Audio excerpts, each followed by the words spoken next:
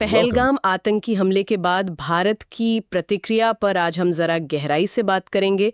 जो जानकारी हमारे पास है वो बताती है कि भारत ने कई लेवल्स पर, कई मोर्चों पर एक साथ कदम उठाए हैं। बिल्कुल। और खास तौर पे ये समझने की कोशिश करेंगे कि ये जो सीधी सैन्य कार्रवाई है उसमें जो एक ठहराव या वक्त लिया जा रहा है, क्या इसके पीछे कोई खास रणनीति है? हाँ, मतलब सिर्फ इंतजार है या कुछ और सोचा समझा प्लान है? जी, तो चलिए शुरुआत करते हैं आर्थिक मोर्चे से।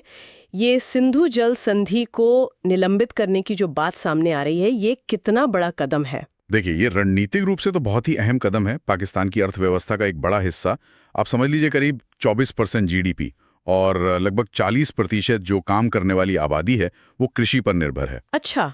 और ये कृषि जो है वो काफी हद तक मतलब बहुत ज्यादा सिंधु के पानी पर ही टिकी है।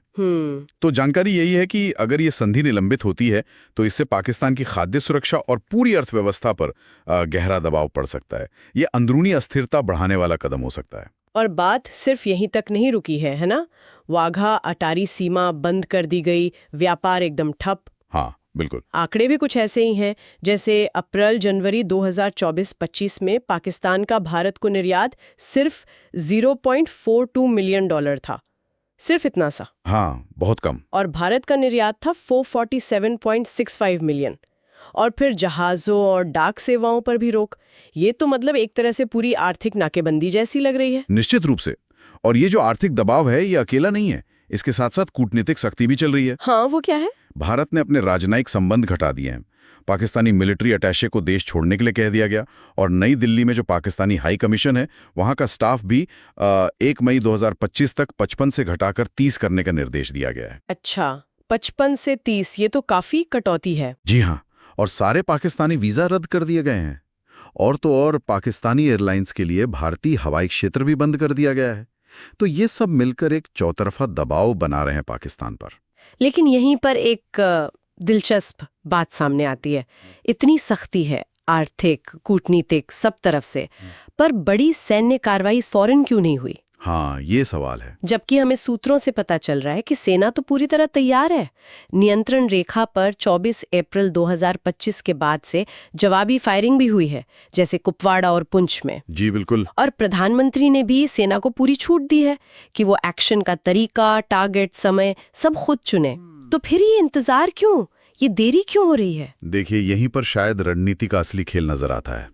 कई सूत्र हैं जो इस तरफ इशारा कर रहे हैं कि ये देरी दरअसल एक सोची समझी चाल हो सकती है। अच्छा, कैसी चाल? मकसद ये लगता है कि पाकिस्तान को अंदरूनी तौर पर और ज्यादा कमजोर होने दिया जाए। देखिए, पाकिस्तान पहले से ही काफी गंभीर आर्थिक संकट से गुजर रहा है। हाँ, वो तो है। 2024 में 30% खाद्य महंगाई दर थी। जरूरी चीजों के लिए वो भारत के आयात पर भी निर्भर हैं। खासकर फार्मा और केमिकल्स में करीब 20% भारत से आता है। और इसके साथ ही अंदरूनी राजनीतिक अस्थिरता भी है वहां। तो ये जो देरी है ये शायद इन समस्याओं को और गहराने देगी। मतलब इससे पाकिस्तान की जवाबी कार्रवाई करने की जो क्षमता है या जो इच्छा शक्ति है वो दोनों कमजोर पड़ सकते हैं। बिल्कुल, यही शायद रणनीति है। दुश्मन को लड़ाई से पहले ही अंदर से कमजोर कर दो। समझ गए। और इसके साथ साथ ये जो सूचना का मोर्चा है, इंफॉर्मेशन वॉरफेयर, उस पर भी कुछ चल रहा है? हाँ, वो भी एक अहम पहलू है। भारत विरोधी प्रोपेगेंडा को रोकने के लिए 20 से ज्यादा पाकिस्तानी यूट्यूब चैनल बैन कर दिए गए हैं भारत में। इनमें डॉन और जियो न्यूज जैसे बड़े नाम भी शामिल हैं। अच्छा। और फिर वैश्विक स्तर पर भी भारत काफी एक्टिव है। विदेश मंत्री ने यूएन सिक्योरिटी काउंसिल के सदस्यों को, खासकर जो नॉन परमानेंट सदस्य हैं जैसे डेनमार्क, दक्षिण कोरिया, कुवैत, इनको पाकिस्तान के आतंकी कनेक्शंस के बारे में ब्रीफ किया है। ओके। और कोशिशें तेज हो गई हैं कि पाकिस्तान को फिर से FATF की ग्रे लिस्ट में डलवाया जाए। अच्छा, FATF वाली बात फिर से? जी, इससे होगा ये कि उसके लिए अंतर्राष्ट्रीय वित्तीय मदद जुटाना और मुश्किल हो जाएगा। और तो और world bank, IMF, Asia development bank जैसे जो अंतर्राष्ट्रीय संस्थान हैं उनसे भी आग्रह किया गया कि वो पाकिस्तान को दिए जाने वाले कर्जों की समीक्षा करें। तो मतलब आर्थिक दबाव सिर्फ द्विपक्षीय नहीं बल्कि वैश्विक स्तर पर भी बढ़ाने की कोशिश है। बिल्कुल, चौतरफा दबाव। दुनिया भर से इस हमले पर और भारत की प्रतिक्रिया पर क्या रिएक्शन रहा है? देखिए, अमेरिका, यूरोपीय संघ, ऑस्ट्रेलिया, इजराइल, इन सब समेत कई देशों ने हमले की कड़ी निंदा तो की ही है। हाँ। और खासतौर पर अमेरिका ने भारत के आत्मरक्षा के अधिकार का समर्थन किया है। तो इन सब कदमों से आप देख सकते हैं कि पाकिस्तान कूटनीतिक तौर पर और भी अलग थलग पड़ता दिख रहा है। तो अगर हम सब कुछ समेटें तो कुल मिला के भारत ने एक मल्टी प्रोन्ड, एक बहुआयामी रणनीति अपनाई है।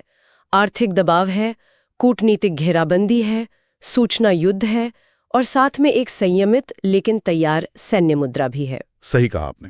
रणनीति यही लग रही है कि सीधी और बड़ी सैन्य भिड़ंत को शायद अभी टाला जा रहा है, या कम से कम उसके लिए सही वक्त का इंतजार किया जा रहा है, जब तक कि पाकिस्तान इन अंदरूनी दबावों से और कमजोर न पड़ जाए। जैसा कि कुछ सूत्र कह रहे हैं, शायद फॉर्मूला यही है, दुश्मन को पहले कमजोर होने दो, फिर वार करो। ये बात तो है। ये दिखाता है कि कभी-कभी इंतजार करना, सही समय का इंतजार करना, ये भी अपने आप में एक बहुत शक्तिशाली कदम हो सकता है। बिल्कुल। और अंत में श्रोताओं के लिए सोचने के लिए एक सवाल छोड़ जाते हैं। हाँ? अगर ये आर्थिक और कूटनीतिक दबाव, जैसा कि इन स्रोतों में बताया जा रहा है, किसी देश को इतना अस्थिर कर सकते हैं, उसे इतना कमजोर कर सकते हैं, तो क्या भविष्य के जो संघर्ष होंगे उनमें परंपरागत सैन्य ताकत, जो ट्रेडिशनल मिलिट्री पावर है, क्या उसकी भूमिका बदल रही है? क्या वो कम हो रही है? इस पर सोचने की जरूरत है।